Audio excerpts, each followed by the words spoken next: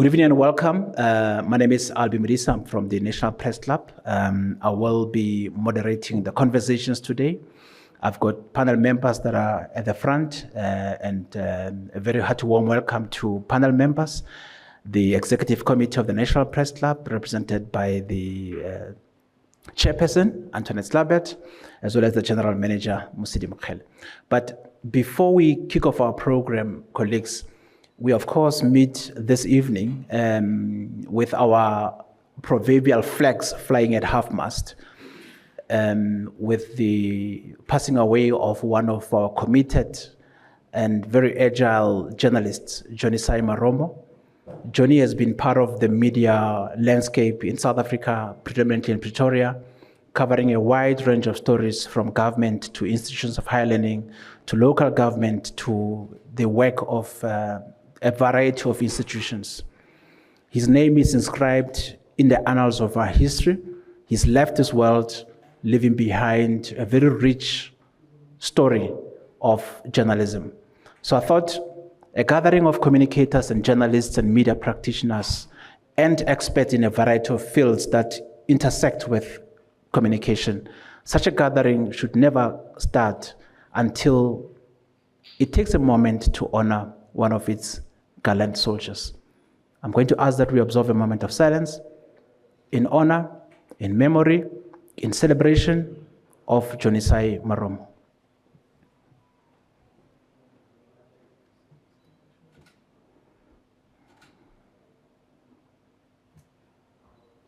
Thank you. May his beautiful soul find eternal rest, and may his family be comforted in this painful hour, and may his children accept the painful episode and the dark clouds that are hanging over the family, and may his friends, colleagues in the media landscape also be comforted in this painful hour. Colleagues, South Africa this year is hosting local government elections.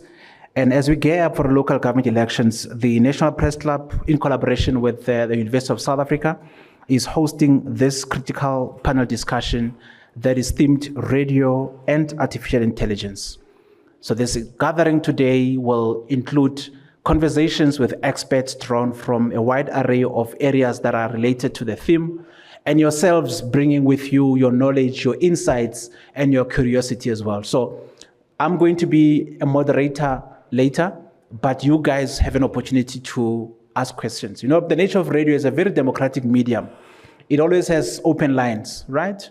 So that's how democratic radio has been before democracy reached our shore. So you have an open line, you have microphones in front of you, so I will not in any way take that power away from you. But before we kick off the program, let me invite Professor Kyali to welcome us. We are at the University of South Africa, so we are never fully here until we are welcomed. Prof.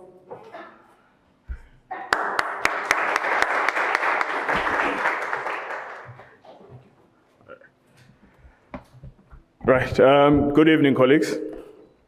Let me take this opportunity to recognize in absentia the VC of the University of South Africa, Professor Lenkabula, who could not be here because she's currently chairing the Senate, which is the most important academic structure of the university. My line manager, Professor Ngosi, who also sends her apology. She is the Executive Dean of the College of Human Sciences. She also is attending another university event, which is the inaugural lecture of one of our academics in the university. So esteemed panelist, the Deputy CEO, Outreach at the IEC, Dr. Victor Shale, CSI Area Manager, Professor Pravesh Deba, Mr. Tumelo Mahora, one of our own here at Unisa, who is the Programs Manager at Unisa Radio, Professor Lepaka, who is the COD in the College of Human Sciences, the Chairperson of the National Press Club, Antoinette Slabert, and the General Manager, Musidi Mokhele. And of course, all the journalists and media practitioners in the room, you're all welcome to this National Press Club.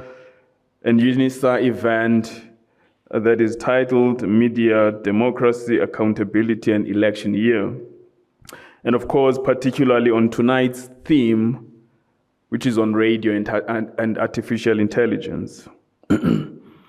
Esteemed guest, I do think that it is safe to say that radio has had a wonderful run in South Africa. In his 2022 essay, media historian Thokozani Mhlambi writes that on the 1st of July 1924, the Johannesburg Broadcasting Station was officially opened. Programming would start at 12:30 p.m. every day except on Sundays. It was split into 3 sessions: lunchtime sessions from 12:30 to 2 p.m., the afternoon session from 4:30 to 6 p.m., and the evening session from 7 to 11 p.m. This historical claim was also supported by the Harvard University-based South African historian Jacob Dlamini, who writes that, and I quote, "In truth, radio in South Africa predated apartheid by at least 2 decades. The first broadcast in 1924 and was a private venture. The state did not assume control until 1936. These assertions by these historians, of course, complicate the mainstream media historical narrative about radio in South Africa. In a special issue of the premium South African journal, Communicatio, South African Journal for Communication Theory and Research, that was dedicated to the 100-year question of radio in South Africa. Introduction to the special issue, we argue, and I quote, "While there are many examples of experimental radio broadcasts prior to 1924, scholarship on the history of radio broadcasting in South Africa illustrate that regular radio broadcasting took place from June 1924. Our conclusion came from an analysis of what was called the ham radios, experimental platforms that were a prevalent feature in the colonial scene of what would become South Africa, and particularly how these were prevalent feature by the early 1900s, and particularly from the 1912 and onwards. And so, colleagues, with these few words and this history, we would like to welcome you, and as you engage, we want you to take these things into consideration. Thank you so much. Thank you, Prof. There are a lot of things in life I fell in love with when I was very young, and it's not soccer. It was, I know, when you grow up in a township, it's expected that all the boys should fall in love with soccer. But contrary to that widely held belief, I fell in love with radio before I fell in love with a whole lot of things in life. I can't repeat that in front of my wife, but you catch my drift. It was purely because the medium of radio has always made you feel like a friend, because it spoke to you as an individual. It didn't address you as part of a group of people. I tell those who care to listen that anyone who speaks on radio speaks to an individual. And that's why, as a powerful medium, it's been a medium of development, but it has also been used in other instances as a medium of destruction. Those who remember the genocides in Rwanda would remember the role that radio played. Well, poor radio was abused, right? Because it's a clean medium. It's only human beings who bring that toxicity to the platform.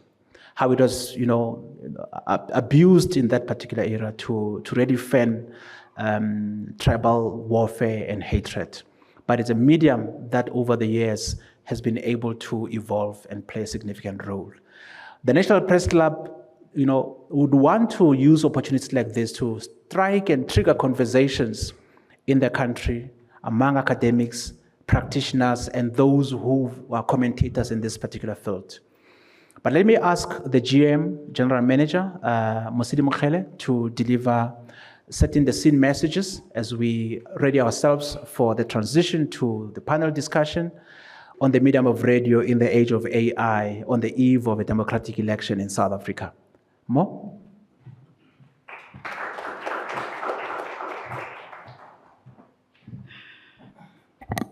Thank you, Program Director, distinguished guests, esteemed panelists, media community, members of the National Press Club, fellow citizens, good evening.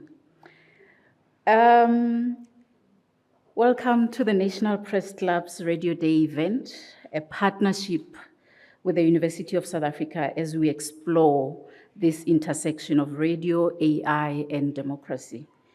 In a thriving democracy like ours, media freedom is not just a right, but a cornerstone of our collective progress.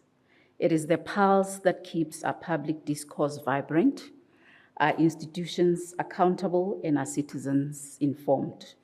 As the National Press Club, we are proud to be at the forefront of this endeavor, promoting informed citizenship and strengthening the role of media as the fourth estate. Our partnership with Unisa is a testament to our commitment to driving thought leadership in the media space. As journalists and communicators belonging to a professional organization like the National Press Club is more than just a badge of honor. It is a commitment to upholding the highest standards of journalism, staying abreast of industry developments, and pushing the boundaries of what is possible in the media space. We have evolved from traditional print and broadcast models to a digital-first world where AI and social media are shaping the narrative. In this era, organizations like ours play a vital role in promoting media literacy, fighting disinformation, and ensuring that the voices of the marginalized are heard. Today's voter is more informed, more connected, and more demanding than ever before. They are bombarded with information, and it is harder than ever to discern fact from fiction. As media professionals, we have a critical role to play in ensuring that the information they receive is accurate, unbiased, and trustworthy. The stakes are high, and the consequences of getting it wrong are dire. But with the right partnerships, the right skills, and the right mindset, we can rise to the challenge and ensure that our democracy is served by a free, fair, and fearless media. I want to take a moment to acknowledge Prof. Giali and the entire Unisa team for walking this journey with us. Your support and collaboration mean the world to us, and we are honored to have you as partners in this critical work. And to our panelists, I must say, I'm glad I'm not in the hot seat this evening. But on a much more serious note, we are grateful to the IEC, CSIR, Unisa, and the National Press Club for availing the best of the best to serve as experts who will guide this critical conversation. Your expertise will undoubtedly shed light on the complexities of radio, AI, and democracy, and we are honored to have you share your insights with us. And last but not least, what an event without an audience. Thank you to every one of you who braved this wet weather to be here with us this evening and be part of this critical conversation. Thank you. Thank you so much, Mo. Now we are ready to rock and roll. So as Prof was talking about radio, and it just dawned on me how over the years the medium has always been interwoven into the evolution or the political developments in South Africa. So you cannot divorce radio from all of that. Actually, on the eve of elections, during the constitutional negotiations at CODESA, one of the key areas of disagreement was who's going to control the SABC when elections came.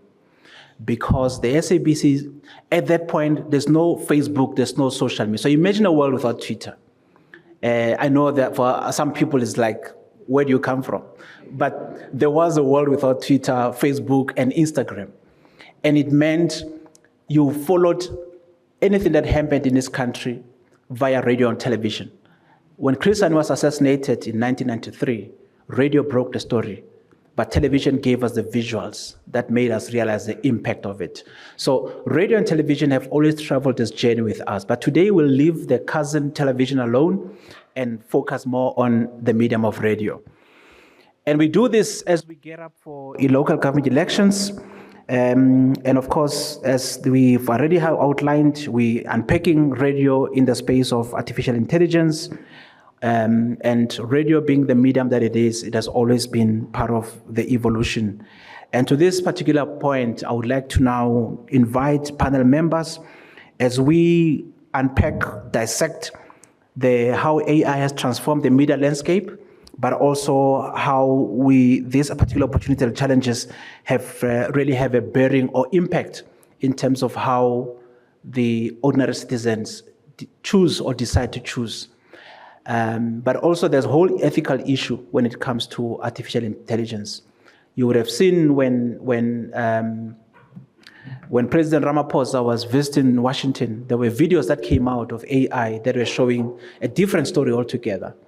So it's a world where whatever you consume, not too sure exactly if it's legitimate or not.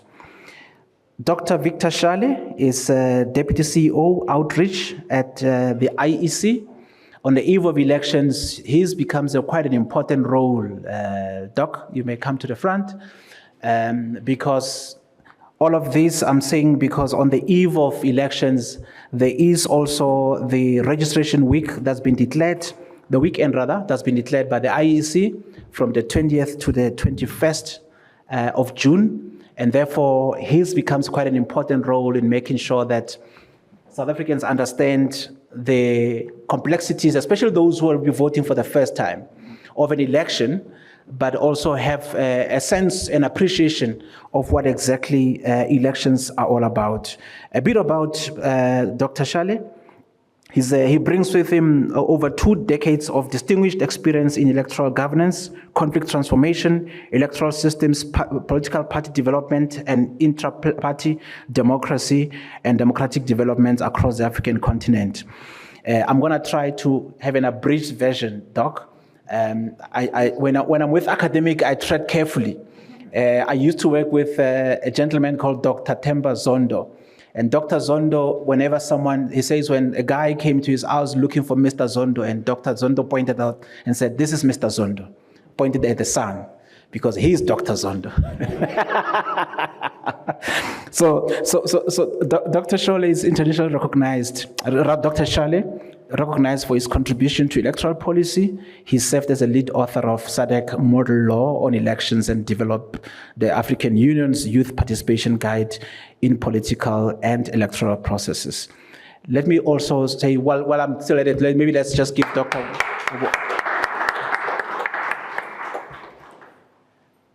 The second participant, Professor Pravesh Deba, CSIR Impact Area Manager, Inclusive Smart Settlements, Regions and Functional Building Infrastructure.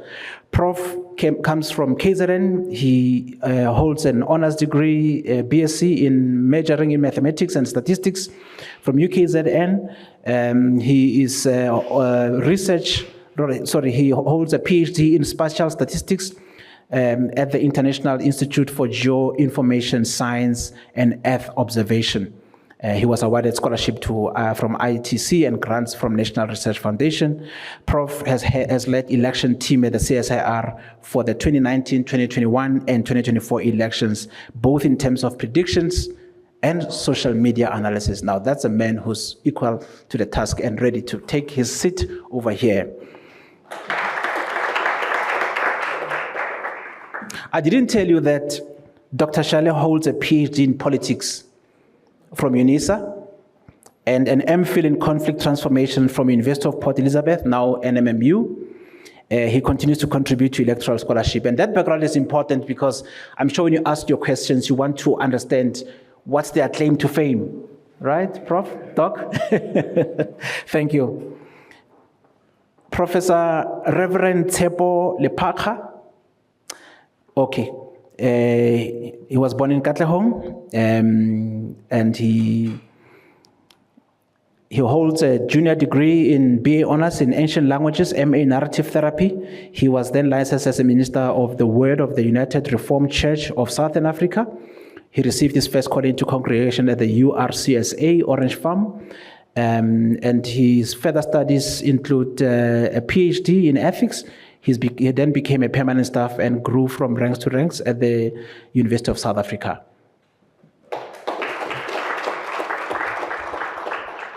Now, in a world where some people don't have portfolios, he's professor and reverend. I want to say hallelujah. Thank you. And now we're going to invite the fourth panel member, Tumelo Makhura, Radio Executives and Programs Manager at University of South Africa Radio, Unisa Radio. Let me just quickly harvest Tumelo's profile. Tumelo and I have spoken before, but I'm happy to finally meet him. Yeah, he's a media strategist, radio executive, award-winning content producer with over a decade of experience shaping broadcast storytelling and public discourse. As programs manager at Unisa Radio, he leads programming strategy, editorial direction, and content innovation for the University of South Africa's broadcast platform. He has served as executive producer of Metro Talk with Faith Mangope at Metro, and also a senior content producer at Power FM and producer at Talk Radio 702. Yes, Tumelo.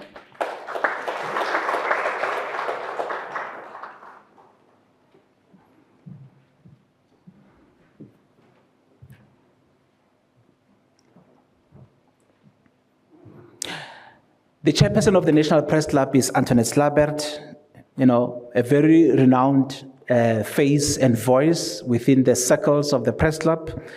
She's a versatile senior journalist with a special interest in energy and electricity, as well as local government. She specializes in explaining complex regulatory issues to stakeholders and the public, and often participates in public discussions like she will be doing this evening.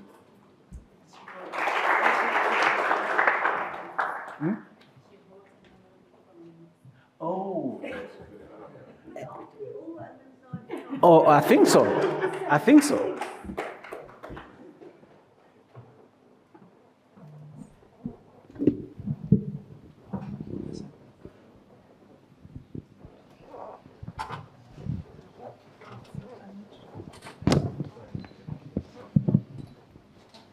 Okay, I think we're ready to start with the program. As we indicated, the focus is on radio and AI. I'm going to start with Tumelo as a radio practitioner. Artificial intelligence is changing how media operates, and the medium of radio, like any other media platform, hasn't been left outside. From your experience as a seasoned radio strategist, you can use a microphone from the floor. Yeah, I don't know if you have microphones, so you'll share yours with Antoinette, and the gentleman here will also share here. What has been your experience in terms of artificial intelligence and its the potential impact on radio and the ethics of radio? Thank you very much, Program Director. Good evening, ladies and gentlemen. Thank you so much to the National Press Club for this opportunity. Truly appreciate it. I think, in my experience, I'd say a lot of people within the media space are really scared, for a little better word, of artificial intelligence. But for me specifically, I've implored the use of AI in the previous work that I used to do, and it's become my own prerogative to implore that in my current position, right? I think AI plays a very critical role role in ensuring that the information that we put out there, so our output in terms of content, in terms of the news, in terms of the general information that we put out there, it can definitely help us in ensuring that there's accuracy in the information that we put out there, and also making sure that the data as well, which is also very critical, we can verify information and data in real time. So I've employed that in my previous employment, as I've indicated, but it's a great idea of mine that I have to employ as well in my current position, particularly now ahead of the elections. It's something that we yet to employ, but I think it plays a really, really critical role. Thank you. Thank you. Prof. Deba, I got intrigued when I saw that you, among other things, you worked on the elections as part of the CSIR, and you focused largely on the 2019, 21, and 24 elections. And your focus was on predictions and social media analysis. What were the things you picked up? I'm sure it's a different world of how interface has changed with social media. And of course, in that age of artificial intelligence as well, rearing its, dare I say, ugly head in that space. Did you observe any particular differences in the different elections that you observed? Because over time, the evolution of the fourth industrial revolution brings with it different phenomena. Thanks, Program Director, and thanks for this opportunity to be here as well. When it comes to the changes that has happened over time, when we first started with the predictions for the elections, that was back in 1999, and our focus was on developing a model that would be able to quite accurately predict what the final outcome would be, once we have about 5 to 10% of the voting districts that has been declared. And with that result, we can predict more or less, with a margin of error of about 2%, we can predict what the outcome, final outcome would be. But since then, we have also moved into doing a social media analysis as well. So we use the data from Twitter, or X now, and we are able to look at, do the sentiment analysis, and this is done prior to the elections, during the elections, and post-elections as well, to see, what are the people saying about the elections, and what are they hashtagging about, and so on. So a lot of things have changed over time, where we are using that information to then disseminate to the public as to what people are talking about, and so on. Thanks. Thank you. Dr. Shale, elections are around the corner, so the IEC with the registration weekend declared becomes an area of focus and interest in this particular election year. And of course, running an election in an age where anyone can communicate, anyone can create a poster with an IEC logo and put it out and say the registration is cancelled. What are you as the IEC doing to ensure that the integrity of the elections is not in any way threatened? And I'm looking at it in the context of where we are as the global community in this information age, where anyone produces information from anywhere, and the consumers or the South Africans never know which one is legitimate and which one isn't. Thank you, moderator, and we thank you for inviting us to this event. You are right. The short answer to your question is that we run to the radio. We run to the radio to ensure that we get the correct factual information out. Ahead of every election cycle, we conduct, in partnership with the HSRC, voter participation surveys. And the new iteration of those surveys is out. In the coming 2 weeks or so, we will be convening a multi-stakeholder platform to share the findings. But I can safely share that the public, interestingly, you're talking about AI, you're talking about social media and so forth. Yes, we acknowledge that this is the reality, and indeed we're having quite a number of challenges as a result of the abuse of the digital and social media. But interestingly, the public out there still regards the radio as the most trusted source of information. And so we purposefully invest a lot of time and resources in ensuring that we communicate through radio, public and private, but most importantly for us, also through community radios. So that is the first answer to your question. The second answer, just to make it quick, is that we also partner with different stakeholders, civil society organizations, the media fraternity, the different channels, yourselves, SANEF, and so forth, to ensure that we sharpen the saw in as far as communication is concerned, in ensuring that we all can sing from the same hymn book.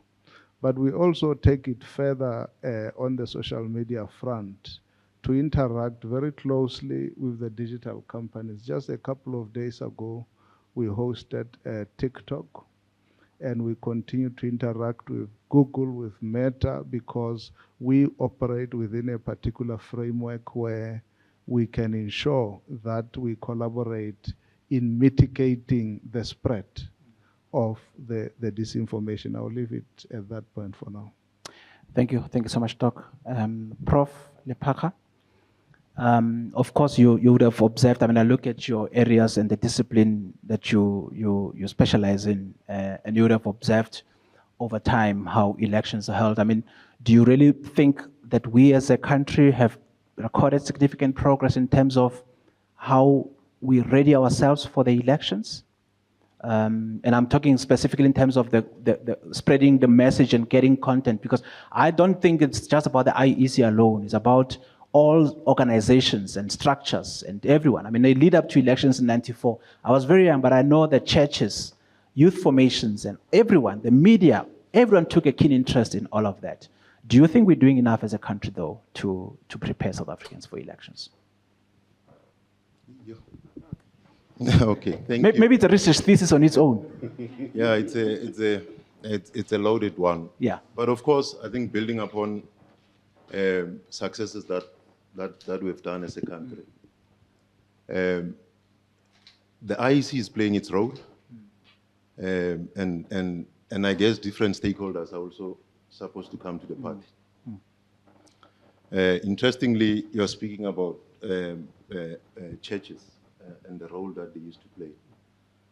Perhaps churches as institutions have lost their calling, which was to stand where society stands and demand accountability, which is what the media is supposed to be doing. So insofar as readying ourselves for elections, I think different stakeholders must come to the party and make sure that we are ready. People with information yield power, because when you have information, it depends what you take out there. Sure.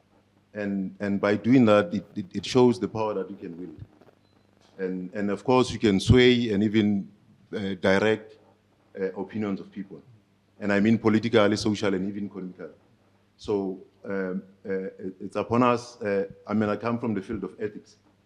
There are a number of approaches that we follow. For instance, if you want to come to an ethical decisions. Of course, the first one, when we deal with a normative approach, we would ask, is this legal? But of course, something can be legal but become unethical. There's always a thin line between ethics and law. And of course, the second one, the approach that we use, it's a teleological approach. And there we ask a question, is this in the interest of public good? So these are ethical questions that we need to ask in whatever that we do as society in holding different institutions, forums accountable. But of course, lastly, where the virtual ethics approach, there we ask, can a virtuous person take this particular decision?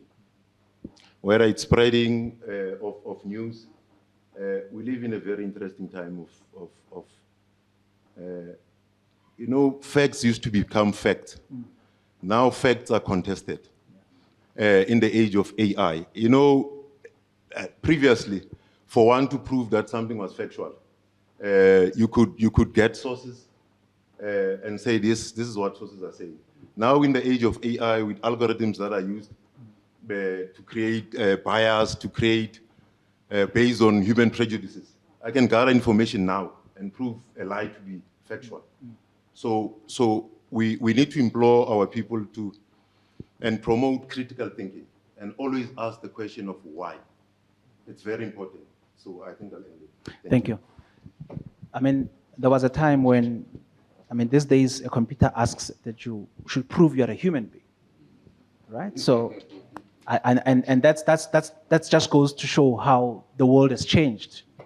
Antoinette, as the chair of the National Press Club and a seasoned journalist yourself, you've probably covered elections over the years. And obviously the elections in 94 were different from elections 99. And over the years, there's been evolutions, radio, television, print, and all of that. Print now is also gone digital. But zooming into the role of institutions like the Press Club in making sure that we galvanize the media sector, the communicators, and related portfolio organizations into making sure that all the facts about elections are available to them. What would be the role of someone, of an institution like the Press Club in getting all of the different institutions? Thank you, Albie, and good evening, everybody. Albie, the communications industry is all about networks, and that is the purpose of the National Press Club. I can tonight, when we're done here, speak to Dr. Charlie and whisper to him the things that make it difficult for journalists covering an election.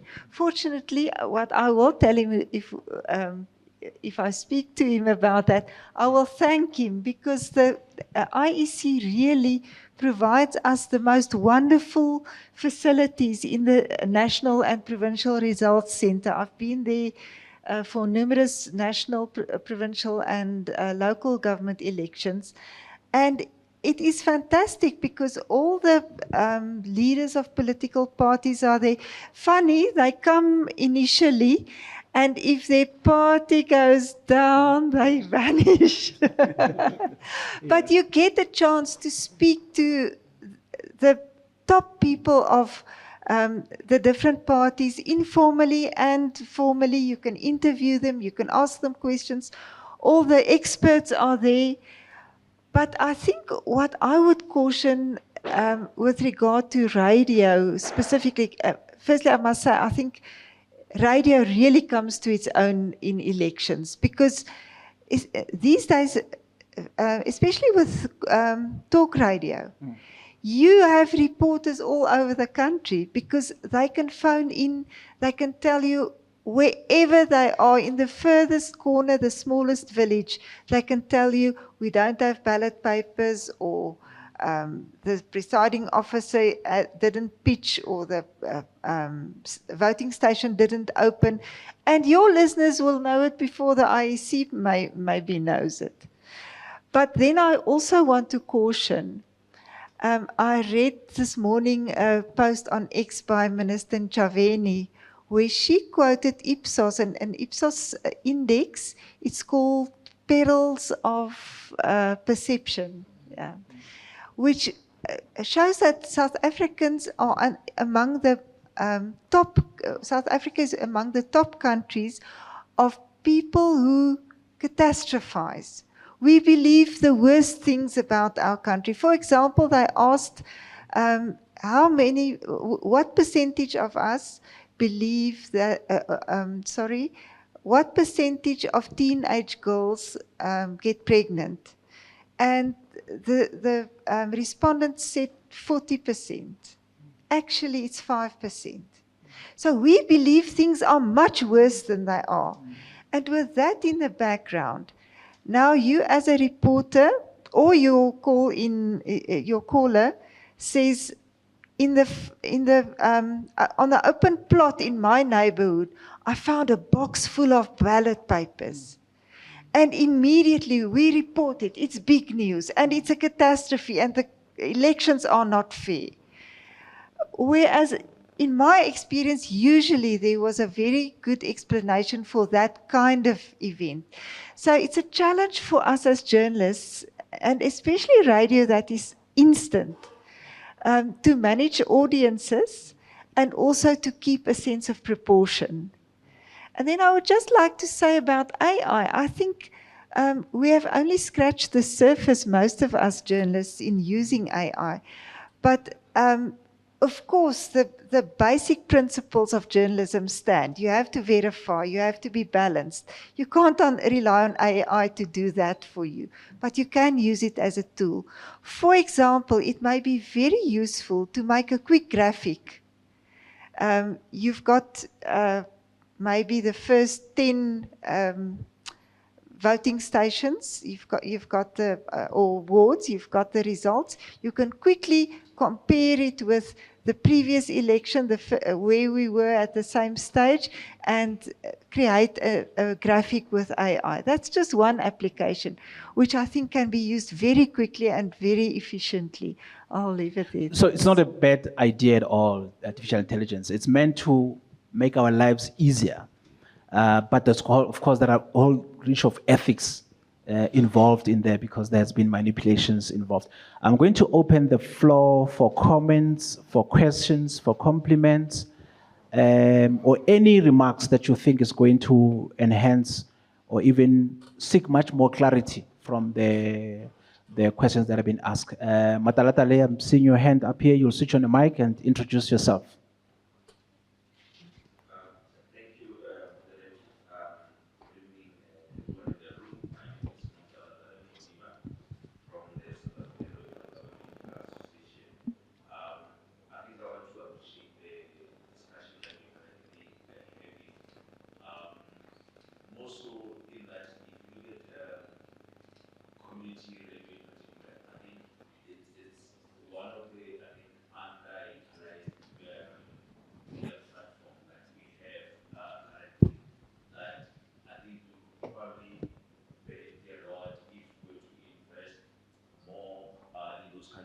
Platforms. I think currently perhaps there is a focus on what we call the mainstream media because obviously they set the agenda. But I think where we need to invest more time is at a grassroots level in terms of if we're going to deepen our democracy and getting more people to really understand the electoral processes. From a SALGA point of view, we have partnered now with SANEF, with MDDA, the Media Development Diversity Agency, and the IEC, and other players. We are rolling out a national program. We started now in KZN this week, where we inviting media practitioners on the ground to workshop them. We have a whole day workshops where we're taking them through what it takes to cover elections, the history of local government in South Africa, and many other issues, including misinformation and other things. Because we've realized that there's a knowledge gap that we need to also close. But in particular, capacitating, especially the small media players, where we're able to, I think, assist them in terms of closing that knowledge gap. And I think the discussion that we're having, I think it's assisting, but we need to also take it to another level where we bring community media to be more involved, especially community radio, in terms of if we're going to especially fight the scares that we're seeing now of how AI is currently being wrongly utilized. I think we should maybe look at also going to that level. Thank you very much. Thank you, Mr. Modiba. Can we move the mic to the gentleman over here? Tonight, there's no stupid question, colleagues. Any question goes. You're in a safe space, as they say. Yes, ma'am. You see?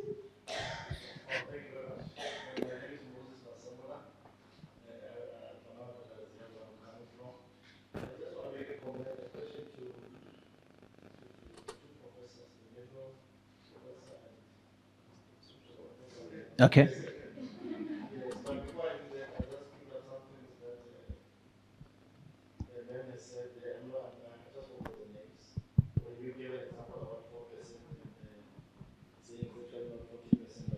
It's 4%.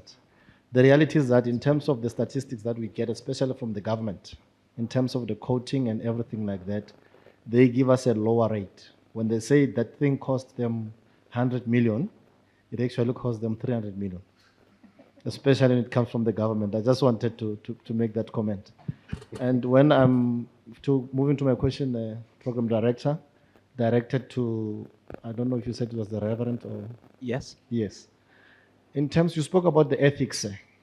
We are worried as South Africans about the mushrooming churches that we see in our towns, in our villages and everywhere else. You'll agree with me now here where we are sitting in Sunnyside. If you could drive here on a Sunday morning, every corner there's a church. In the bushes, there are churches. And you will never see really the media or for that matter, people doing interviews there and asking what's happening, not even the police. So now my question is, what are you as religious people doing to curb such things? Because that's where the influence from leaders that we don't even know where they're coming from. The leaders or whoever is representing those churches, they feed those people with the wrong information, they redirect them, they in a way make decisions for them, that whatever decision the members are going to make, it will be influenced by what the leader has said. You know, in the religious environment, how it works.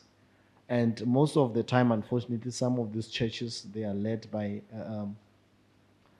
brothers from other countries, for a lack of better word, or I can loosely say foreigners, because we naturally or traditionally or culturally in South Africa don't have such practices. If you go back to our practices and all those things. So how are you as religious leaders? Do you have the bodies that can firmly working hand in hand with the government or other bodies, religious bodies, curb that which we are seeing in our bushes and in our flats and in our towns, and the influence and the ill practices that these members, these leaders are teaching our people? Because if you can look at that program that was there, that committee that was there to curb this undocumented religious leaders and everything, I can't remember, there was a lady leading it and it was dealing with these things. Half of the panel there, half of those people appointed there, they are politicians. They are not even religious leaders. But we are wanting them to deal with the religious issue that is affecting millions of South Africans. Okay. That is my question to you, sir. Can I have a last question to the other professor quickly? Just a quick one. Sir, you spoke about the analysis system that you use in terms of taking it back to the people to say you will see how the outcome of the elections will be, or how the outcome of them. How often do you visit that analytical system that you are using and how effective it is? Because we see things still going wrong, but we're talking about those analytical systems. We still have people who are not, the youth that are not motivated to vote. We still have people who just vote randomly. Thank you. Thank you. I think, Antoinette, there was, I don't know if it's a question or your insight. No, it was a comment. It was a comment. It was a comment, and then Prof. Reverend Parker, and then we'll then ask for Prof. Deba to make an intervention as well. Okay, thanks. I think the biggest mistake was to introduce that I'm a reverend. The man of God will always be the man of God. No, that's Prof. No, thank you. When the sphere of spirituality gets to be manipulated, anything happens. It saddens me when people are bestowed with the gift of critical thinking, but when they enter spiritual matters, enter the church, they leave that faculty of thinking. And I can tell you here, you must never go to any church where they ask you not to think, because there is a problem there. In fact, the church must teach you to critically think, ask serious questions. Now, you know, there's a paper I wrote on the Zondo Commission, and I used the story of one of those churches that Jesus wrote to, the Church of Philadelphia, when he said, "You are neither hot nor cold." And the story there was that that church was made up of people who controlled the means of production in that city of Philadelphia.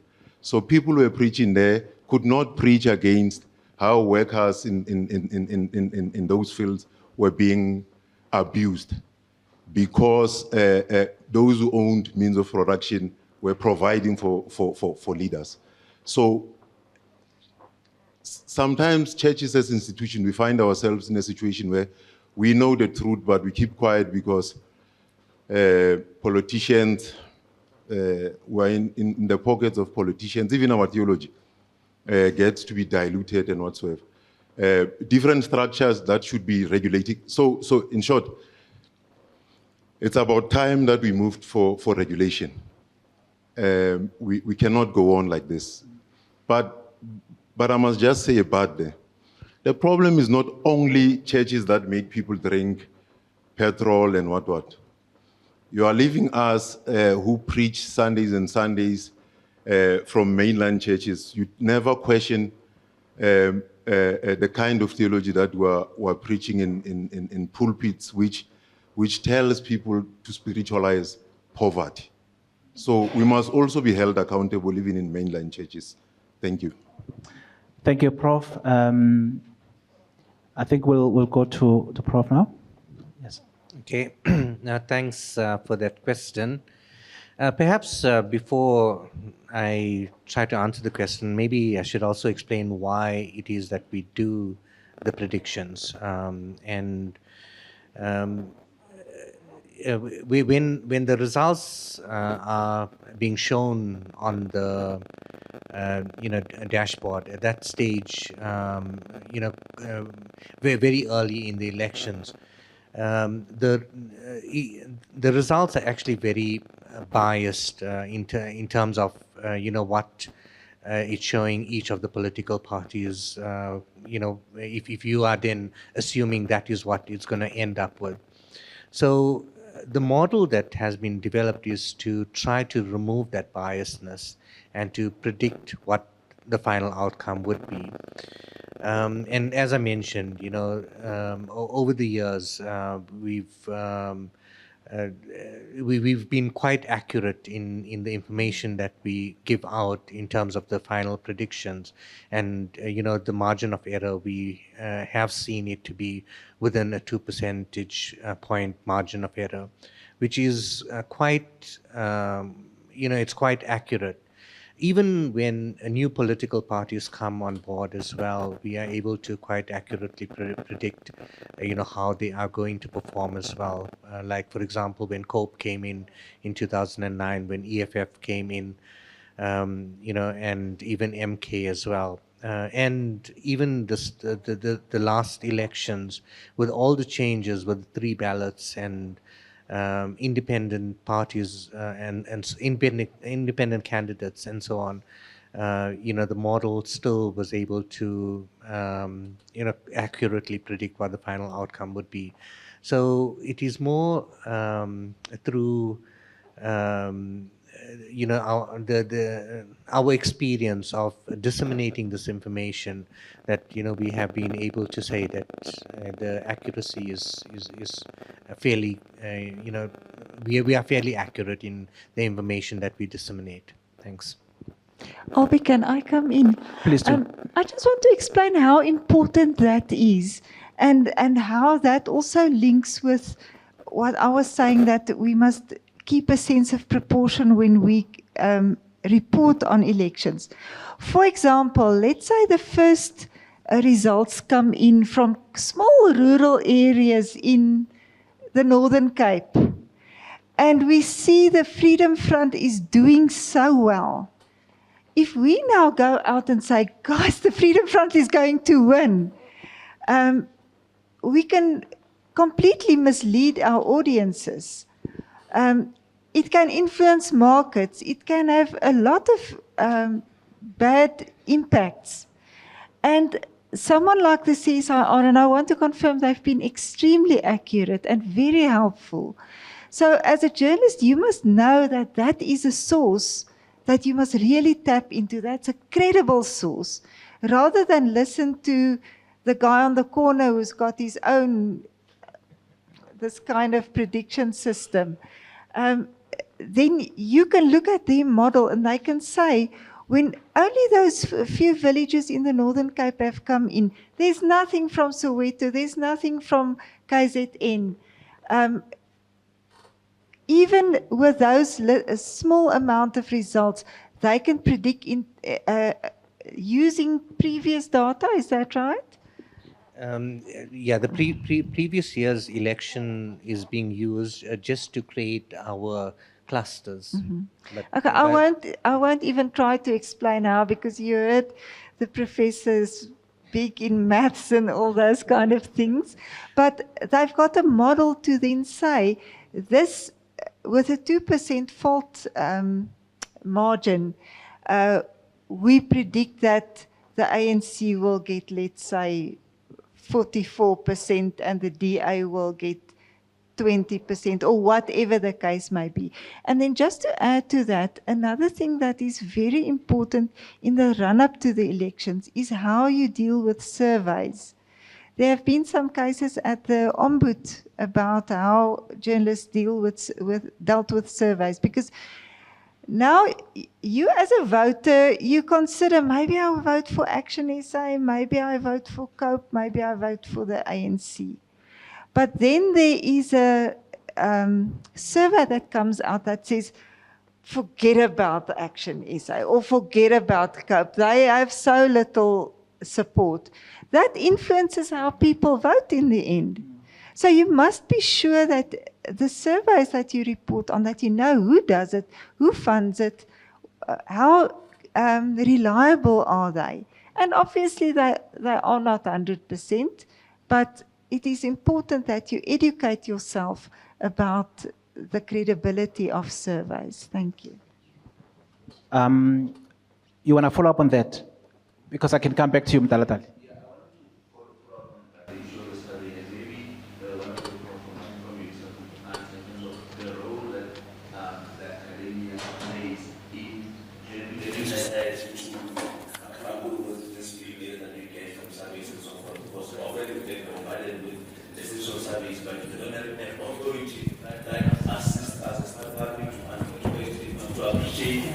What to look for and how to integrate what is coming out. And I think there's a role that maybe I just want to understand is to what extent does the academia play a role in trying to assist ordinary people to grapple with the influx of all of these surveys that are going to be coming out now? Thanks. Thank you. Let me allow a question from the lady here. I'll come to you, sir. I know you're closer to the microphone. Maybe let me do this. I'm going to ask the lady here to say her part. Okay. Good evening, everyone. My name is Itumeleng Lelaga. Okay.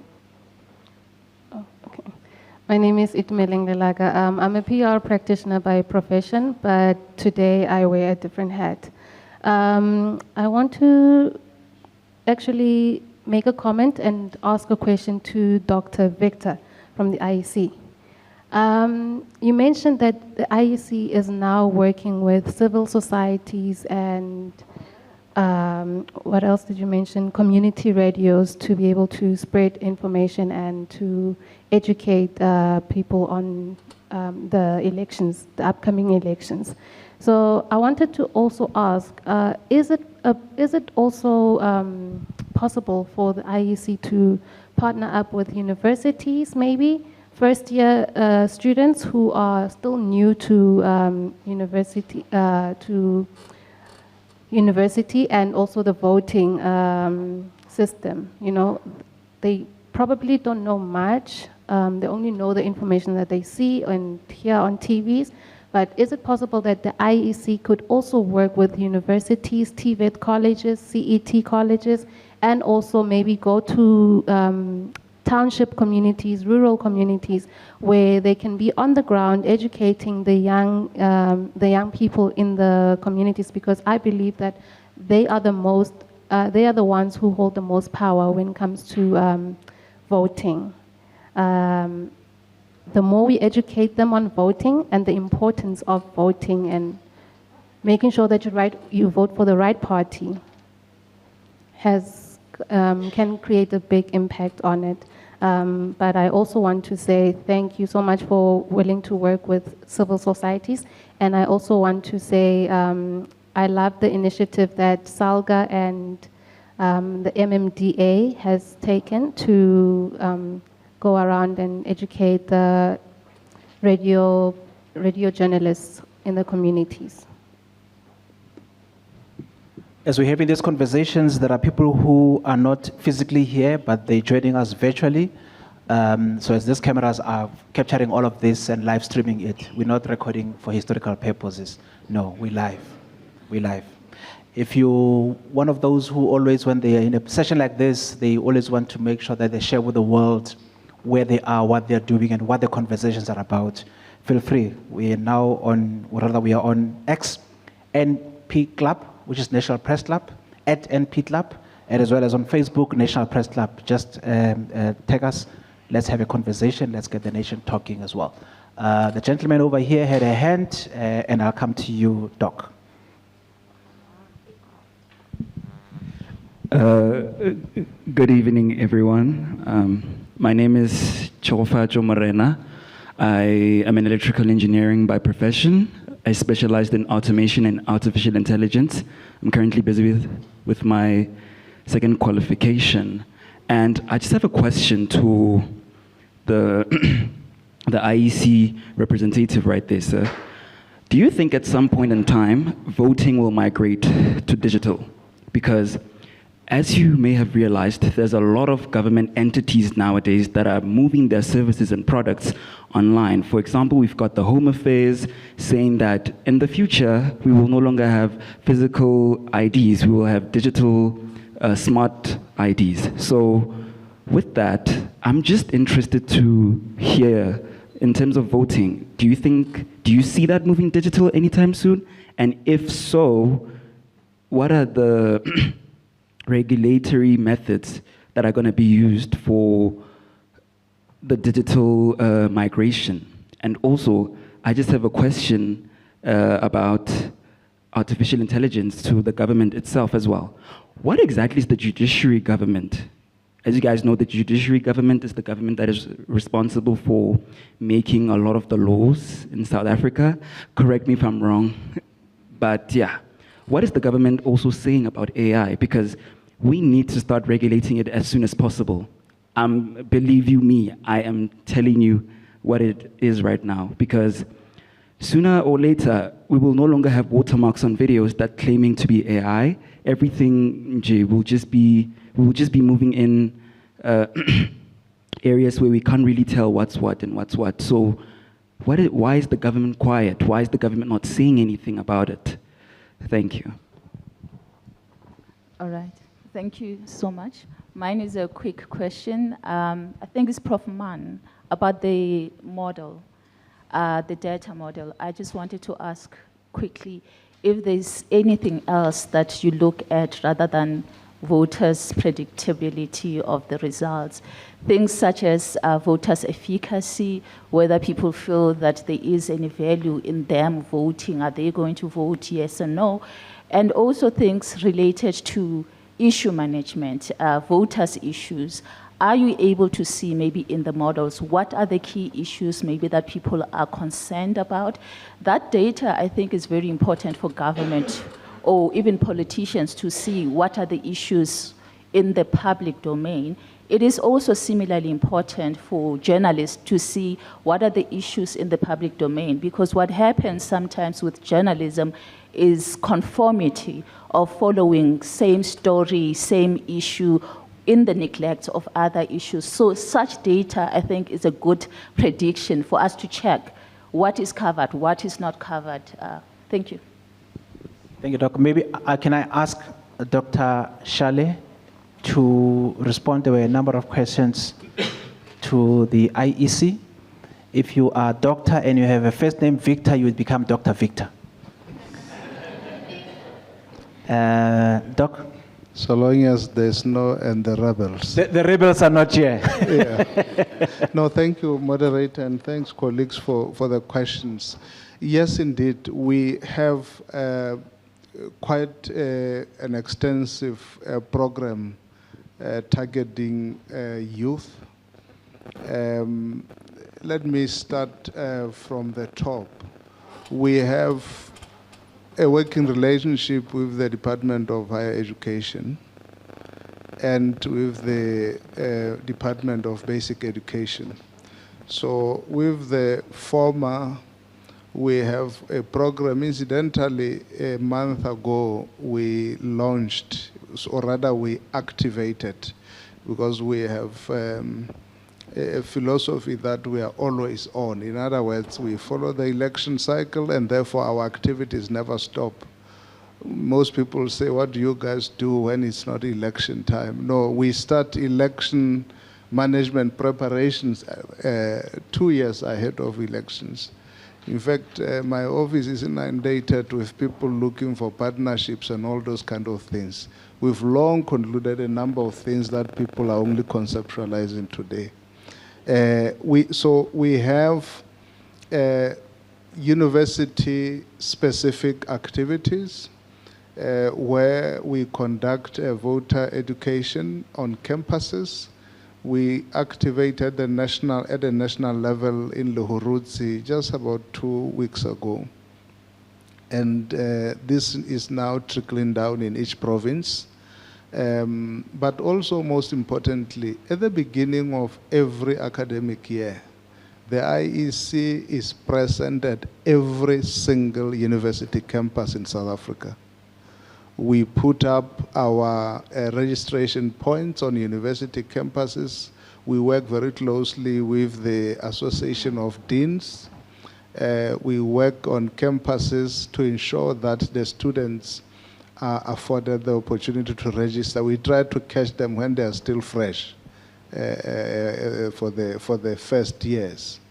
And at each of these activities that we have just rolled out, we also bring our hardware on campus. So we actually register as students there. At the basic education level, we have what we call the School Democracy Week. We introduce civic and democracy education at school level, and this we do in partnership with the Department of Basic Education. We believe that if you start inculcating that understanding at that level, by the time the young ones turn 16 and obtain their IDs and register, they are already aware of what it is that they have to do. So that we do fully. Not only that, we also purposefully recruit young people at different spaces of our electoral operations. We are quite alive to the socio-economic pressures in the country, and therefore elections offer an opportunity for, even if it's a short-term employment. The Electoral Commission ordinarily is around 1,005 to 1,008 staff, permanent staff countrywide, but we are a decentralized institution. During election time, like for instance in the last elections, we expand our staff up to 230,000 people. Elections, I don't know if you are aware, but elections in South Africa are the biggest logistical operation in the country outside of a war. There's no other logistical operation that is bigger than elections. So we get up over 200,000 people, and we are busy recruiting now across the provinces, young people and professionals who are available to serve. We also purposively recruit students on campus as our registration agents. So we register students by students on campuses. So I think we can elaborate more with you if you are interested. And going to the question on digital, it's a very sensitive issue, you know, once you go. We currently are engaged in policy dialogue on e-voting. People believe it's about time we migrate to electronic voting, but, you know, we've been at this for the past 10 years, from 2013, engaging as a country, but clearly the feedback is that the country is not yet ready. There is all manner of things to consider, including just the low levels of trust in this. So, but it's an ongoing conversation. What I can tell you is, in as far as our utilization of the digital platforms, digital spaces, a lot of the new registrations now, the new entrants into the system, are on our online platforms. Young people are taking into that very seriously. Within the past 3 months, I think we have now reached over 2,000 new registrations on the platform. So we are already there in terms of registration. A lot of our activities, our campaigns are digital.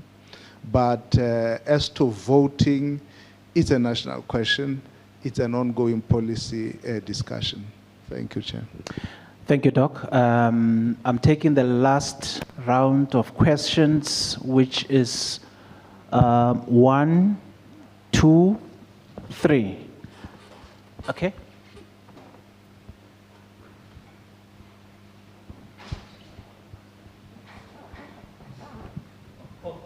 Which one must I use? All right, thank you.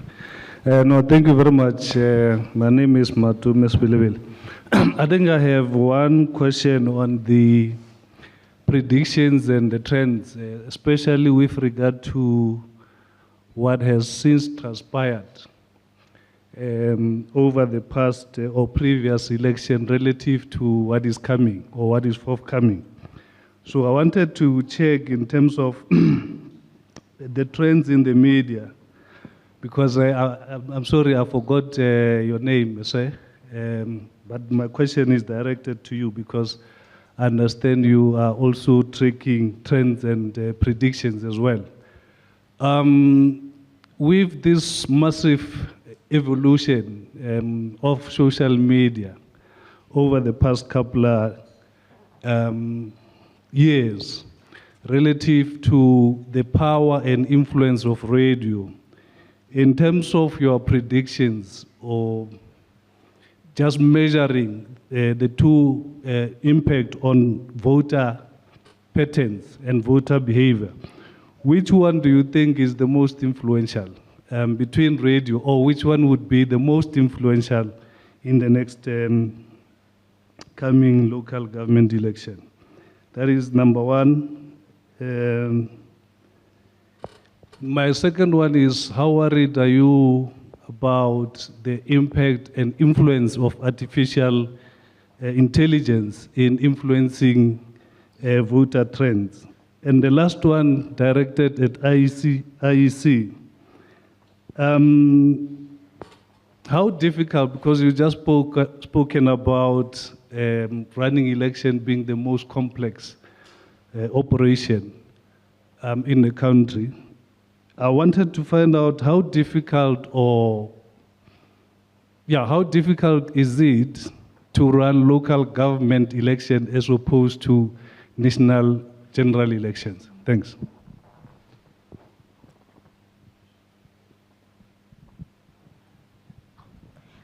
Good evening, everyone. My name is Precious Feliti. I'm a second-year journalism student at the Tshwane University of Technology. My question goes to the Reverend. We've seen political leaders visiting churches towards elections.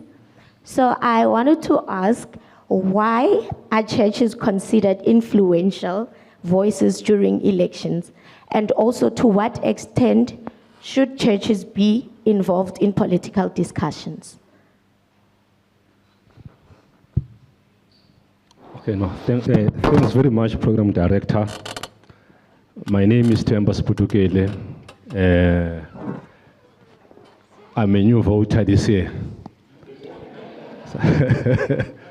So I've observed all the elections since 1994. So this time I'll be actively participating and yeah. The question to anyone from the panelists is that the local government elections, normally the voter turnout is quite low. And there should be reasons for that, based on the research that should have been done. This year's one seems quite exciting. And I've described them at the Salaga conference last week as going to be fiercely contested elections. We've already started with, political parties have started with campaigning even before the proclamation of the elections. Quite interesting. It has never happened before. I've worked in the media, I've worked in local government. This is something very unprecedented where there's this excitement.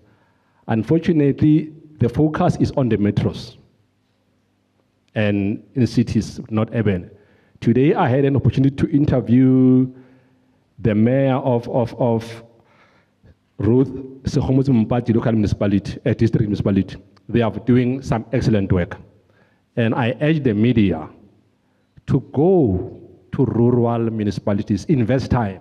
Let's stop scraping the surface and doing this journalism on Twitter and everything. Go there, speak to the people on the ground. If you want to go, there's Mfuleni here. If you want to understand here in Gauteng, it's not far.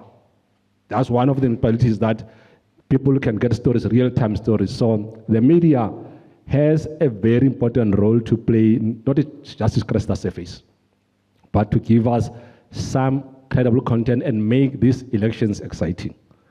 And IEC, you have a very difficult task that you should be defended by every South African, because the IEC will be under attack. Immediately, people will be throwing stones at the IEC, questioning it at election integrity and its credibility. So it is important that the media on its own, communicators, defend the IEC.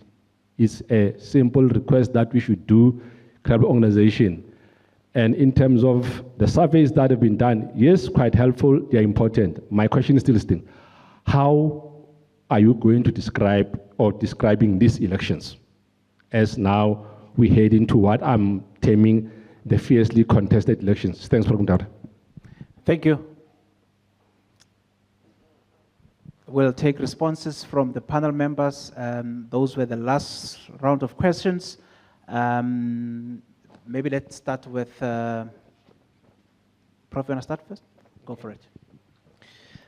Yeah, so to answer the question that you've asked, and I think also you've asked the question as well, but it's sort of related in a way. So let me just say first that we don't do any trend analysis and those sort of things, because we don't know what a particular individual has voted. No one knows that. Votes are confidential. But all we do know is at a particular voting station, what is the percentage of people that have voted for ANC, for DA, for EFF, etc. When we're doing the prediction, the predictions are all done after the voting stations have been closed. And the results starts to come in. We wait for about 5 to 10% of the voting districts to be declared before we can start our model and start doing the predictions. And this is based on us, prior to the to the elections, we use the previous year's data to form clusters, and a cluster consists of voting districts that are most similar to each other. So as the voting district starts to get declared, we then classify them into these different clusters. And the ones that have not been declared, we then try to see, where are they most similar, and we tally that to then get a prediction for each of the political parties. Aside from the predictions as to the outcomes, we also do predictions for a voter turnout, and we do predictions for the number of seats that the political parties will end up. So those are the things that we do, and it's done once the voting stations have closed. So at this moment, we aren't doing anything in terms of looking at trends and trying to see what is going to happen for the elections. Thanks. Thank you, Prof. Maybe if I may just throw this one at you, Tumelo. Radio, and you as an experienced practitioner, it's the one medium that reaches a whole lot of South Africans. And the beauty of it is that it speaks to them in their own languages, when everyone else communicates with them in a language that some sections of our community might not necessarily be au fait with. Have we done enough as the medium of radio to ensure that this platform that reaches the different parts, even the hidden areas, even go as far as to spill over into the neighboring countries, has radio done enough to really avail itself as a medium of development and of empowerment? Thank you very much for that question. I think also it ties in, nicely with the question that was asked by the gentleman at the back, which is a double-whammy question on the role of the media as well as, voter turnout. I'd like to just sum that up. Just, I think the media and just looking back from prior to, let's say, before democracy up until now, there's always been, the attention always has gone to national elections and not necessarily local government elections. And we've seen a growing pattern in recent years where a lot more, attention goes towards local government elections. And I'll give you an example of that, right? We see with a lot of, corruption cases that have come up from our municipalities, and that also just has sort of like grabbed the attention into the limelight. And we also seen there's an interest from our citizens in finding out exactly what's happening in our society and in our municipalities.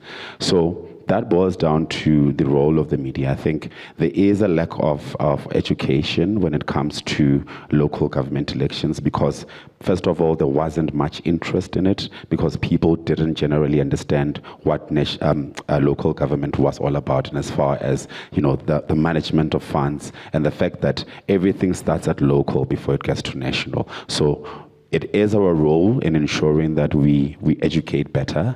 I wouldn't say that we are there yet. As you said, we have a responsibility to reach even corners where other media platforms can't. So we are not there yet. And one of the reasons is us as Unisa Radio and other community radio stations and campus radio stations, we are, as Motalatale said, we are, badly unfunded, and the situation is dire. I mean, we work with volunteers, and these are things where, like for an example, Unisa Radio is the only talk radio station in Tshwane, and that already gives it a niche, right?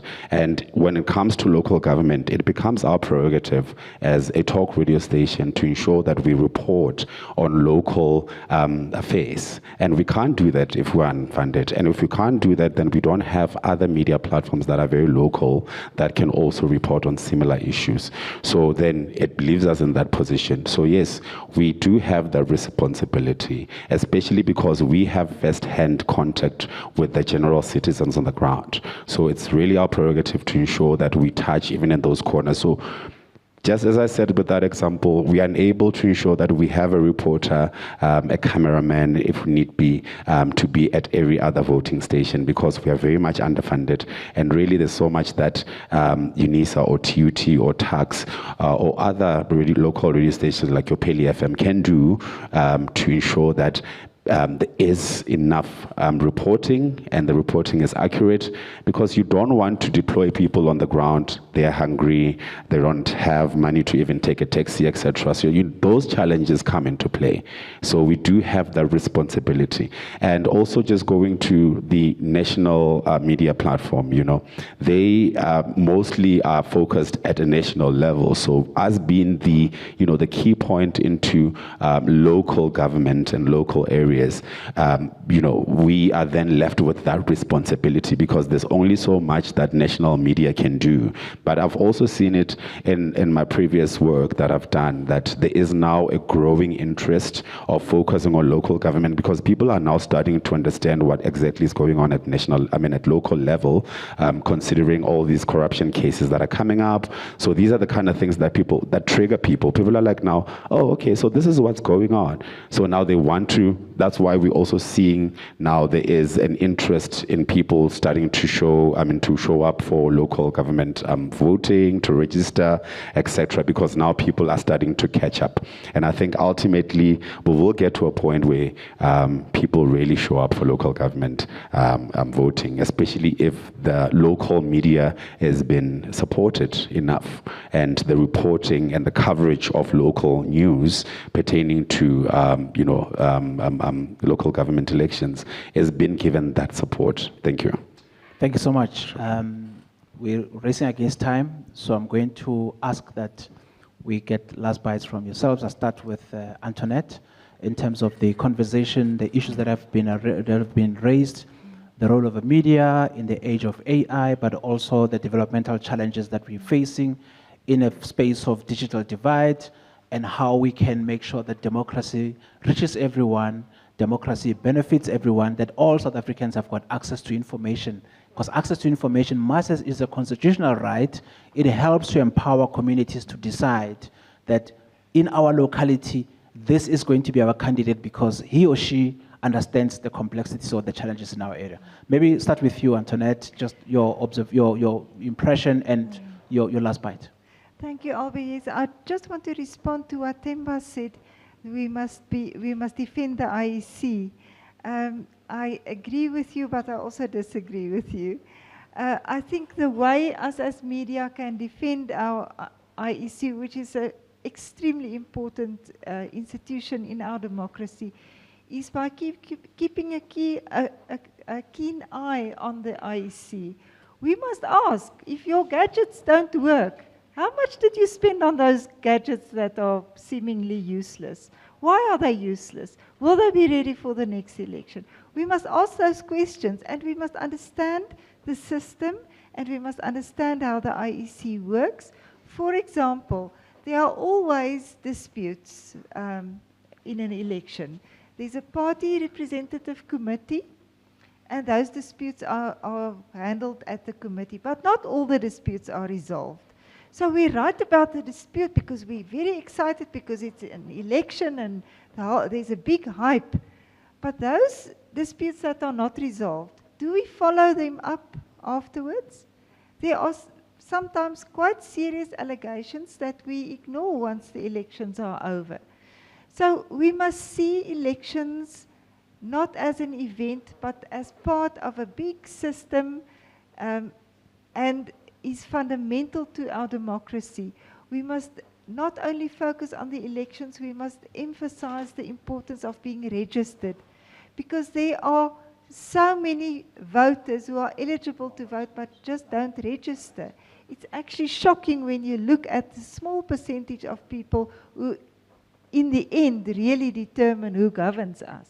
Okay. So yeah, my appeal is don't look at the elections just as an event, and keep an eye on the IEC. Thank you. Thank you, Antoinette. Tumela, I think you've had your fair share, right? Prof. Lepaka, I think in your closing remarks, if we can also address the question that was raised about why politicians go to churches when it's elections time, and all of those related aspects. Okay. Thanks, Chair. Chair, I just want to say it's not a new thing. It's historical. Pre-1994, the church, as we used to know it then, was on the ground, fighting alongside with the people for the attainment of what we have today. It's only that in 1994, then preachers were told that they must go back to pulpits now. But of course, one thing that was missed was the fact that we must hold politicians accountable. I've made an example that the same politicians that you see in churches, these are our same members.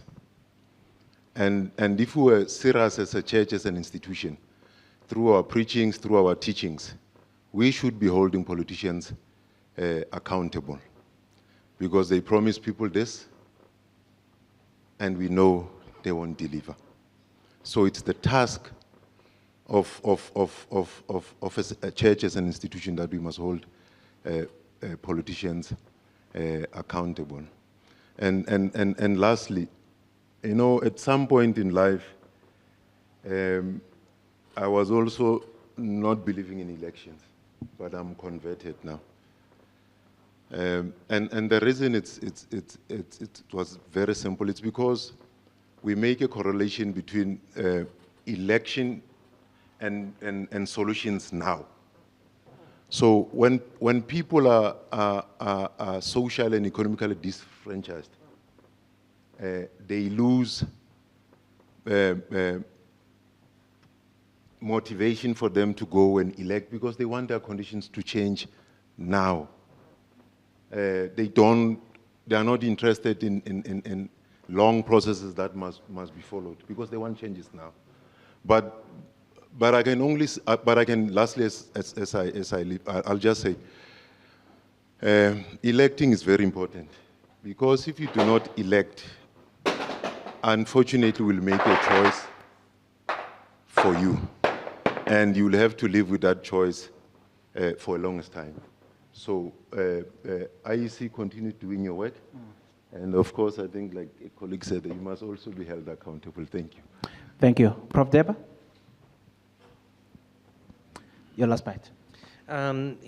Just from my side, what I want to say is that we've used all sorts of media to disseminate, the predictions, and also the social media analysis that we do, which includes television. But I think radio has played a very important part in us disseminating that information. We also do it, using various different languages, as long as we have a representative for the language. So we try to cover the 11 official languages and use the radio to disseminate that information. Thanks. Thank you so much. Dr. Shale, it's an election year. You clearly have your job cut out for you. Your closing remarks? Thank you, Chair. Yes, colleagues, one mistake that we often do is to treat elections as an event, or to think of elections as an end in and of themselves, not as a means to an end. The colleague raises an important point there about the pressures that come with elections. A lot of the hiding that we get as an institution, we understand, and we try our best to try to explain the process. I think we try to seek to get people to appreciate what the whole process is about, because even the contestants themselves enter a game that they don't understand the rules, and so if you blow a whistle to say you're outside, they say no, you've been bought or you are biased. But it's because of the political economy. you see, people or many people, independents and even those who are in political parties, they are there because that is an avenue for it's their livelihood. It's a means to earn something. So the stakes are too high, the emotions are too high. That's where then the pressure comes, because everybody wants you to serve their perceptions. And I think that is very important, that a lot of what is sometimes peddled as if though it was fact is precisely because everybody wants to be councillor now. Everybody wants to be an MP now. And if they don't get it, and they invest quite a lot of resources into that. Now, if they cannot achieve that, somebody must be blamed. So if we can please try to understand the process, try to understand the rules of the game. I'm accompanied by my colleague here who is the manager for external communications, Mr. David Mandaha. Please feel free to take his contacts. We are happy to receive any one of you at any time to explain these things more or to come as we have been invited. It's very important for us. But just to touch on the point, I'm concluding, Chair, that the colleague was raising about the magnitude of the process. Let me give you this just so that you understand. We have over 4,000 wards. I think it's 4,004, if not 4,008 wards. Ne? Now, in the last elections, and as we stand, we are hovering around 27 million registered people. And we have to facilitate those 27 million people within the 4,000 plus wards, with operations in over 23,000 work or operational sites called voting stations. And the uniqueness of local government elections to the general elections is that you are effectively in one day running over 4,000 elections. I'll tell you why. I'm saying we run over 4,000 elections within that day when you go to the polls. Because in each and every one of the 4,500 or so wards, you have candidates, independents, and representatives of parties who are different. So no single ward or no ward is the same with the next ward. There's different candidates. So you can think of the ballot paper we have to, because every ballot paper is unique. Every ward is unique. So that's where really operationally the challenge is, to make sure that you get every single name of the candidate and their details correct. You get their ballot papers correct. Your rollout operations in terms of logistics are on point. Your reverse logistics were on point. So, Chair, if we were delayed by an hour as we did tonight at this conference, the country would be burning now. The IEC does not have that leisure to be late even for 10 minutes. These are the realities of our work. So we are just saying if people get to appreciate all those things, that the precision, in fact, because now I'm also a Unisa alumni, I will not resist the temptation to debate the prof. When she started here, she said, South Africans are almost pessimistic. And I agree with her. I've had the privilege to work in the Democratic Republic of Congo, in Somalia, and in Sudan at the critical periods in those countries. I'm part of the experts who facilitated the cessation of Sudan into the two countries. I worked in Congo after Mobutu for the first referendum. I was at some point even part of the people captured by the rebels. So if we can take those people with that attitude, I say when people ban our facilities and things, don't arrest them, just invite them, let's contribute, put them on a plane, go leave them in Equateur or in Mogadishu and say, we will come and collect you after 2 months. Then they will know what they have here and what they stand to lose.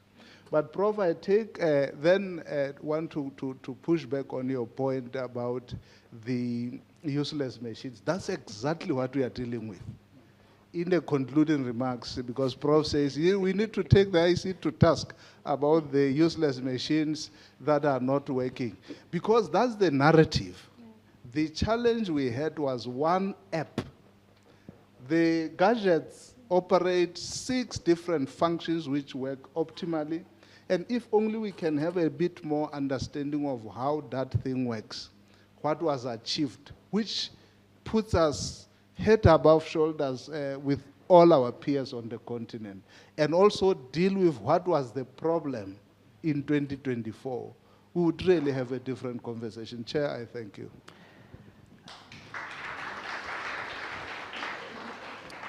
Dr. Victor Shale, Prof. Pravesh Deba, Prof. Tshepo Lepaka, Mr. Tumelo Makhora, as well as Mr. Antoinette Slabert. Thank you for being part of this panel. I think they qualify for another round of applause.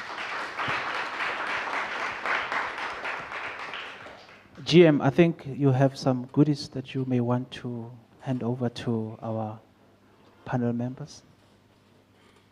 Okay. All right, that's fine. I think we've come to the end of this session. Thank you so much, panel members. You can go to your, yeah.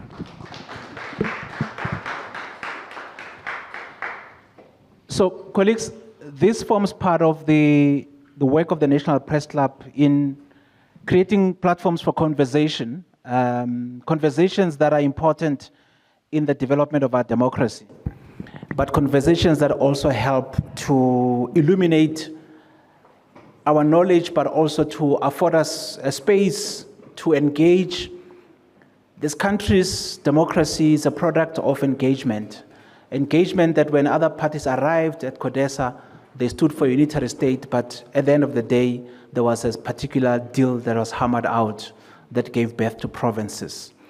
And because of the kind of democracy we are as South Africa, we need to acknowledge the fact that at the end of the day, the expectations of ordinary South Africans are not unrealistic given where we come from.